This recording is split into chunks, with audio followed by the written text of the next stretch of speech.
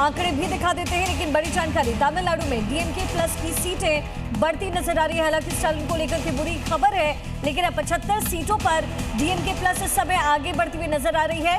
TVK की सीटें थोड़ी कम हालांकि भी हैं, लेकिन ये आंकड़ा रुझानों में ज्यादा है। बिल्कुल। और दूसरे बड़ी पार्टी के तौर पर डीएमके अब यहाँ पर दूसरे नंबर पर आई है। राजीव जेटली जी बीजेपी के प्रवक्ता हमारे साथ हैं, अनुज अत्रे साहब कांग्रेस के प्रवक्ता हैं। अनुज अत्रे जी, मेरा एक बड़ा सीधा सवाल है, राज्य दर राज्य जो है वो बहुत अच्छी खबर आपको लेकर आ नहीं रही है। ऐसे में अब उत्तर प्रदेश चुनाव, उत्तराखंड चुनाव, पंजाब में भी आप जानते हैं आपके हाथ से सत्ता आम आदमी पार्टी ने छीन ली। आगे की रणनीति क्या है, कैसे आप अपने अस्तित्व को बचाए रखेंगे? देखिए, अस्तित्व का तो हमें कोई चिंता नहीं है, क्योंकि अस्तित्व कांग्रेस का कभी कहीं खतरे में रहा नहीं। हाँ, सत्ता नहीं मिल पाई उस अनुरूप, जो इस अनुरूप हमें उम्मीद थी, वो जरूर आपका एक चिंता का विषय हो सकता है। लेकिन कांग्रेस का अस्तित्व पे कोई संकट हो तो कांग्रेस तो, क्योंकि इस देश के एक एक जन के हृदय में निवास करती है।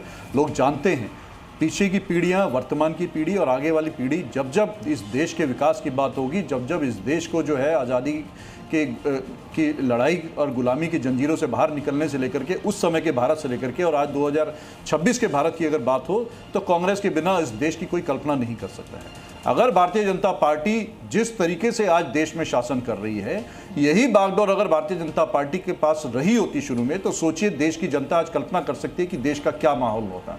आज देश प्रगति के राह पर जो बढ़ी है, तो ये ध्रुवीकरण के एजेंडा पर चल करके नहीं बढ़ सकती है। आज विश्व में अगर कांग्रेस का 2024 या 2019 या 2014 से पहले की जो स्थिति थी, क्या आज हमारी वो स्थिति है? आज क्या हम उस स्थिति में खड़े हैं? आज कहां हम लोग खड़े हैं? किस कदर से हमारा पतन होता जा रहा है वैश्विक स्तर पर? इसके लिए कौन जिम्मेदार है? आप कांग्रेस से सवाल पूछते हैं। कांग्रेस से देश की जनता बहुत उम्मीदें करती है, लेकिन कहीं ना कहीं जिस तरह से जो भारतीय जनता पार्टी ने जिस संवैधानिक संस्थाओं का जो दुरुपयोग कर रखा है, जिस तरह से चुनाव आयोग की निष्पक्षता के ऊपर लगातार प्रश्न चिन्ह उठ रहे हैं, और वो खाली प्रश्न चिन्ह केवल कारण नहीं उठ रहे हैं, उनकी करनियों की वजह से उठ रहे हैं। कल के भी आपने अगर देखे होंगे, आपके चैनल ने पता नहीं दिखाया नहीं दिखाया, पूरी देश की जनता ने देखा है किस तरह से जो असर है वो जनता पर अत्रे जी पहुंचता हुआ नजर आ रहा है। ये भी कहा जाता है कांग्रेस के लिए।